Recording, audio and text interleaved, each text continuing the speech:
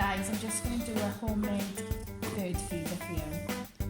So I'm going to take my toilet roll holder, which you'll find around your house, and I'm going to put some peanut butter on it.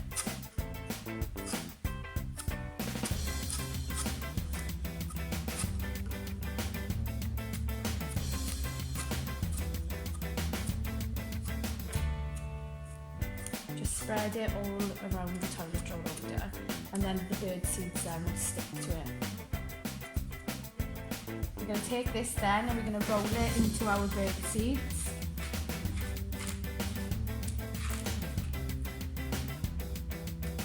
Then if you've got some string or anything like this that you can find in the house, you just put it through the hole, drop it through,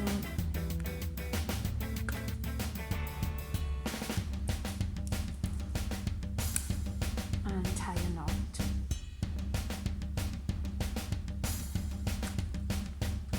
There we go.